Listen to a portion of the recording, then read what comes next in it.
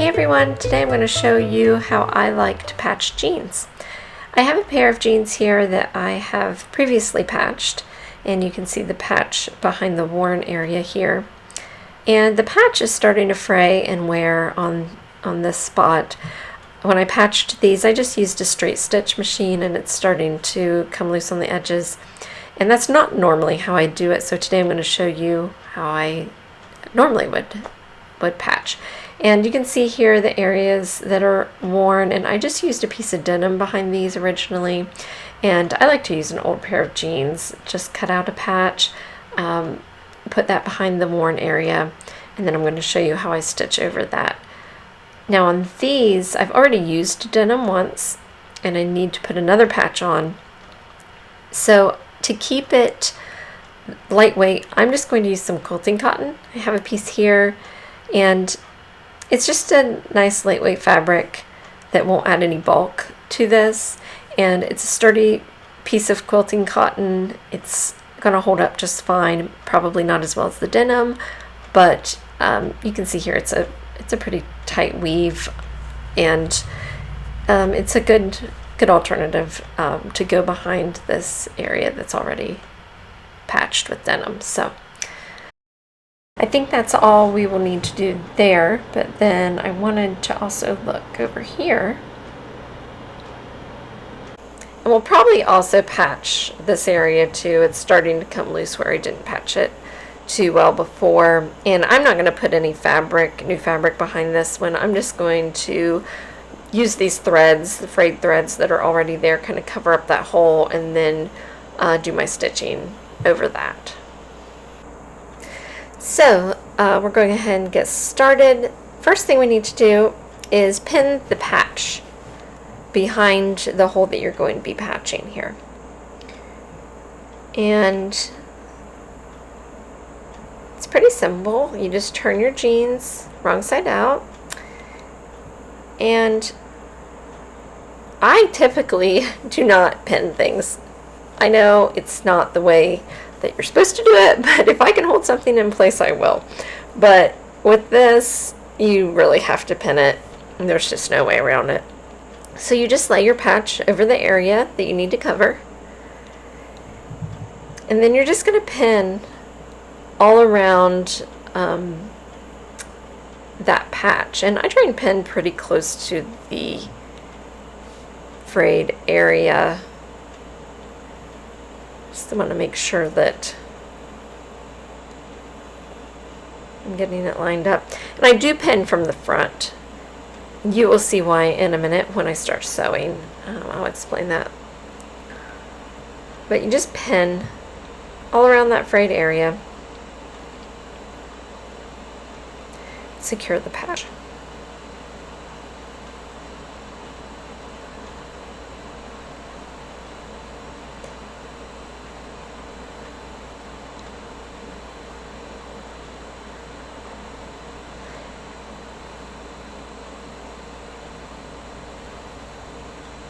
And use as many pins as you feel like you need to secure it.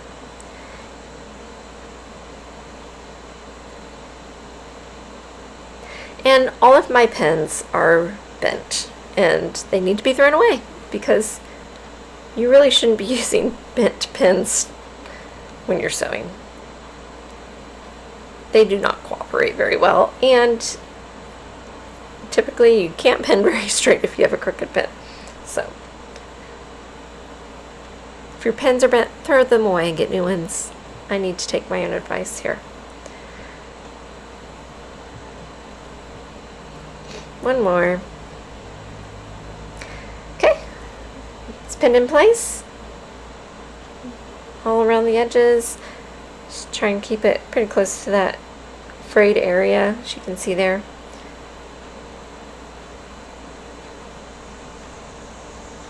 And make sure that it's lined up, covering that I did actually pin the patch.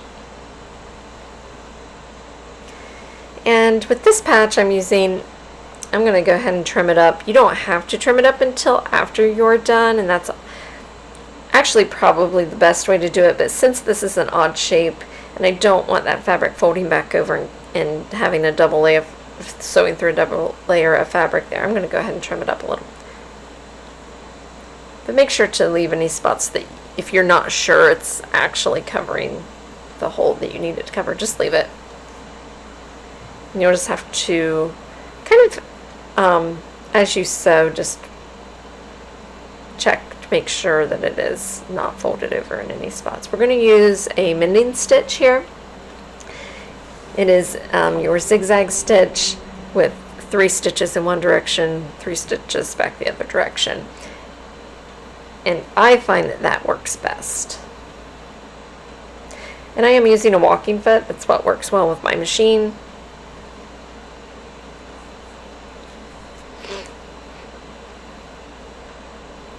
And if your machine has a swing arm, I would go ahead and remove that. It's just going to make it much easier to maneuver your jeans around.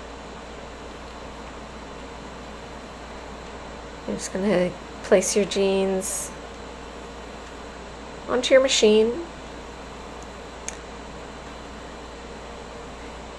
And you're going to start, I'm just starting at the top here, making sure that patch is smoothed out underneath. And all I'm going to do is work that mending zigzag stitch back and forth across the area that needs patched.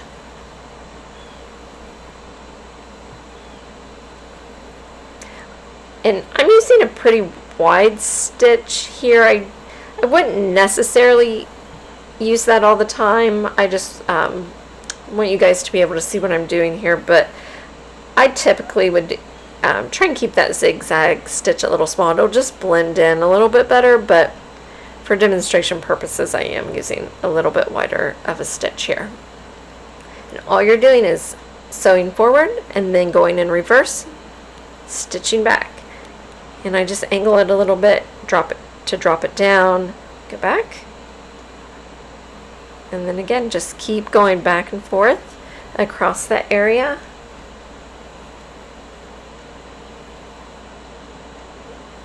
And you're just securing that patch all the way down.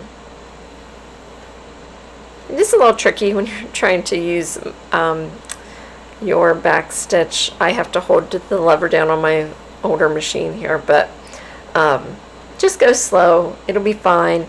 And if you're going back over the same line of stitching you just did, that's fine. Just continue to work back and forth.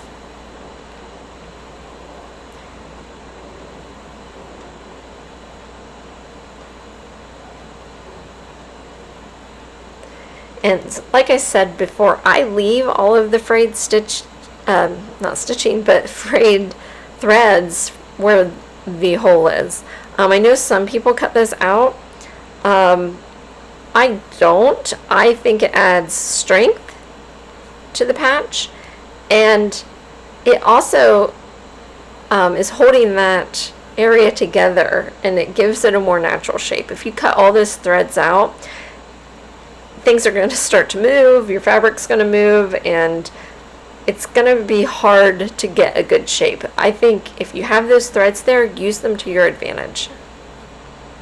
And we're just nearing the end. Let's continue back and forth. When you've covered as much area as you think you need to, just make sure to do a back stitch, and then you can cut your threads. And you can go back over this area as many times as you need to, in as many directions as you need to. You're just, the more stitching, the stronger it's going to be. And that's what it looks like. And you can, like I'm showing here, you can just go back and forth in the other direction.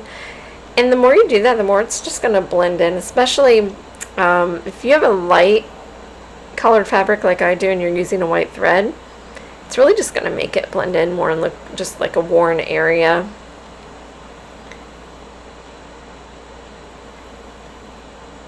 And it will soften over time. Thread is going to make it a little stiff at first, but it'll soften.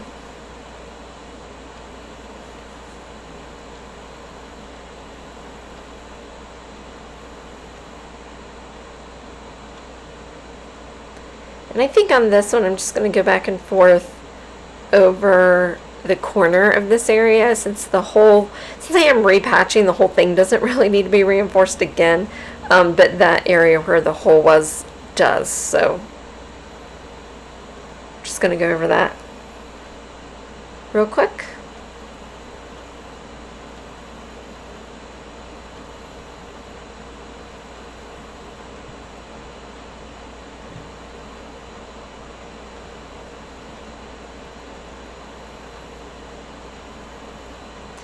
And that's it.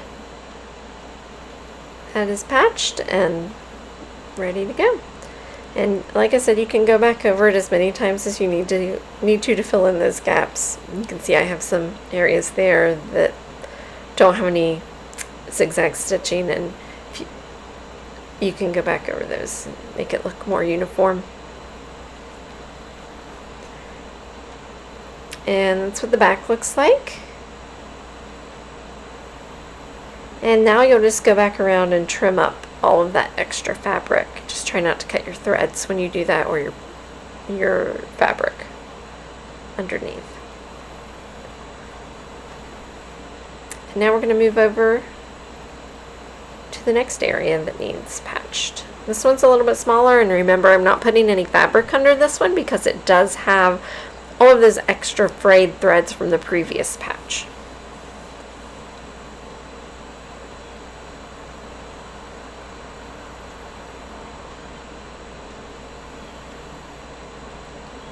This one's a little trickier. You have to make sure when you're dealing with a pocket area to pull out the pocket. You don't want to stitch that closed. So I'm just going to line that up, make sure the pocket's out of the way. And I'm not going to go over this entire area for this one just because I don't think it's necessary. It just needs to be secured at that one little spot. So that's all I'm going to do here.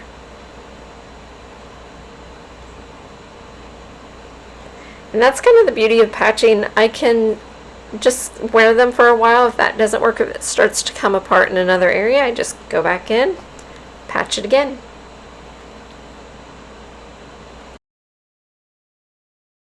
And just work it back and forth like you did on the previous one. That's it. All done. You just trim up your threads and you are good to go. And we have our repatched jeans. And let me know if you have any questions. Good luck with yours. And I hope this was helpful. Thanks, guys. See you next time.